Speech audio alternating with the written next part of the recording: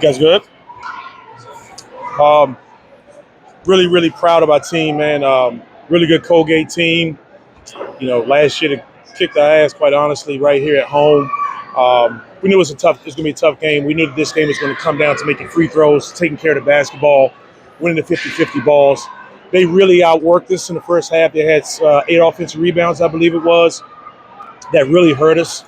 I was really disappointed by the fact that they got to those balls, and we were very fortunate to be only down 2.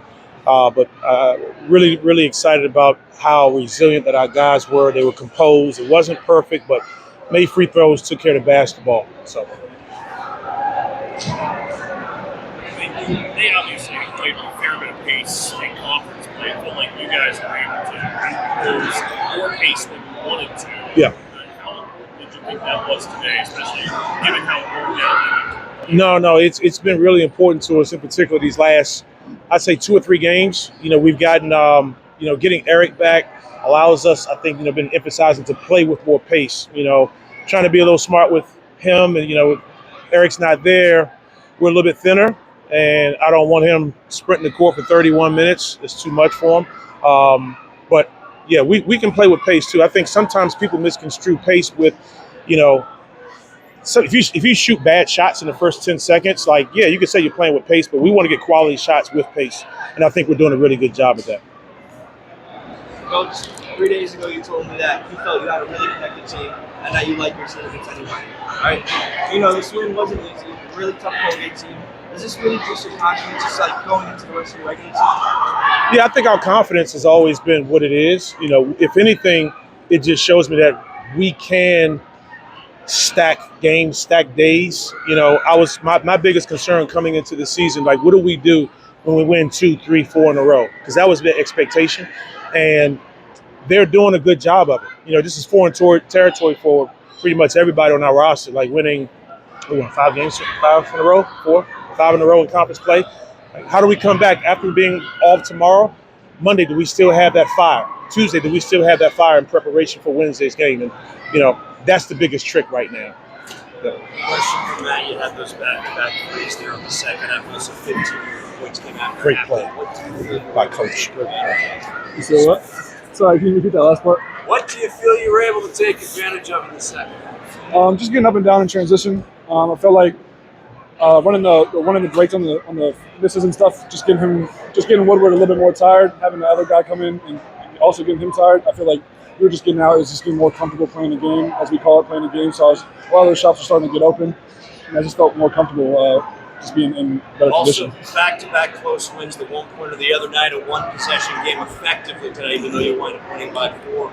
It's just 40 minutes and you got to come on the road next week, but what does this do as you're continuing to stack good performances, you guys as a team? It's just stacking performance. It's just going day by day, taking every day as a game day.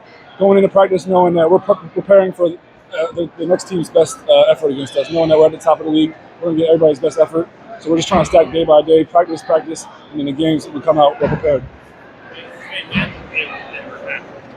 Duane mentioned about the offensive rebounding there in the first half. How much of a priority did that be, especially given how much damage Woodward was doing on those second chances? Yeah, Woodward was getting a lot of old boards, and I take responsibility for all of those. It's just getting him out of the paint, and then knowing that I might not get the rebound, but somebody's going to come out and help me and get the rebound. It was just focusing on him, getting him out of the paint, wedging him, just making sure that he doesn't get the ball. Somebody else is going to have to get it. He's a big boy. And he can literally get offensive rebounds without leaving the floor. He's big. What's for you, man? A couple of games this season, you struggled with fouls, right? And tonight, you managed to limit yourself to 1 foul, and you led the entire game to score. Can you kind of just talk about the work that you put in to make sure you can stay on the floor with that foul? It's just being disciplined. We preach discipline every day. It's just playing without fouling, playing with your chest. A lot of minor ticky-tacky fouls, and I just gotta be able to be solid and be disciplined throughout the whole game. That's what I did today.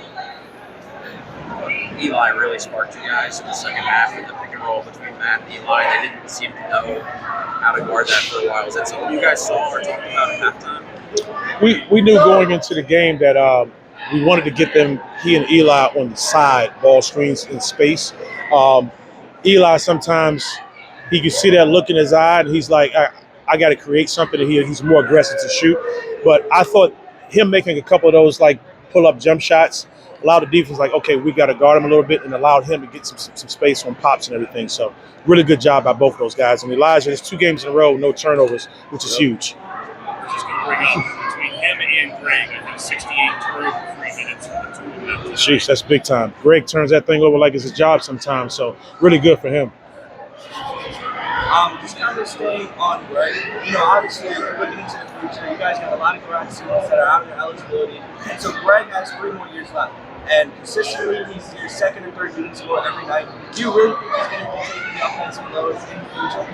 I mean, he's going to do something now. I mean, one thing about Greg, he's a big-time shot maker at crucial times. I think a lot of that is they give credit to his coaches at Hayfield. Those guys won so many games.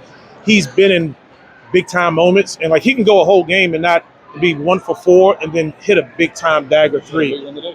He had a big one today that just kind of separated us. So, Greg's going to be really good for us, man. He's healthy now. And, we do a really good job, I think, as a staff with our skill development.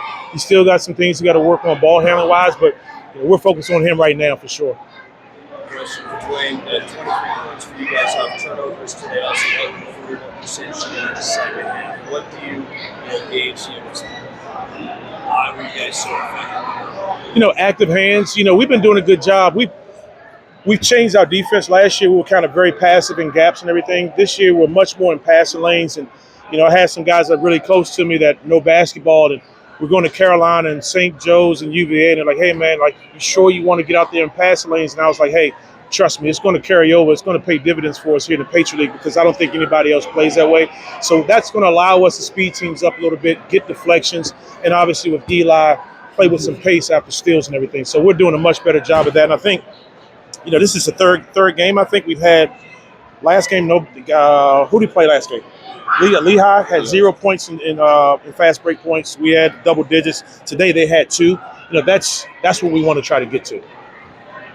Also 6-1 in Patriot League play, tied for first. There's a lot of basketball. 6-2. What? 6-2. 6-2. Sorry. Yep. Sorry. 6-2. All good. A lot of basketball we played still. Yeah. What does it mean to be in the hunt to be tied for first at this stage of the season? It doesn't mean a whole lot. It just means like, hey, one, we got another game on Wednesday. But in the back of our minds as a coach, this is going to be a tough place to play come March. And if we can play every single every single Patriot League playoff game here at Bender Arena, that's pretty cool. So, if that's in the back of our mind, but right now it's just one game at a time. Question for you, Matt, and Coach Simpkins also. You went 3 for 4 from 3, almost 75%. Do you think your shooting abilities really separate you from other big men in the Patriot League? I wouldn't say separate. I just feel like I'm more confident now. He's instilled a lot of trust in me to take those big shots and just shoot them at whenever I'm confident. And I feel like it takes my game to the next level. When I watch these other bigs in the Patriot League, it's a little bit easier to guard because none of them are always looking to shoot. But when you come to guard me, it's going to be a little different. Just know that I'm going to space the floor out. I'm going to create other shots for my team by doing that as well. Go ahead, Matt. For Matt, when you have to guard Woodward for 30 minutes, that's a big dude. What's the recovery plan like after a game like that? Oh, ice bath. We got the Normatex. The legs going to be feeling a little sore tomorrow, but we're going to bounce back quickly. So we'll be good. Appreciate y'all. All right, guys. Thanks so much.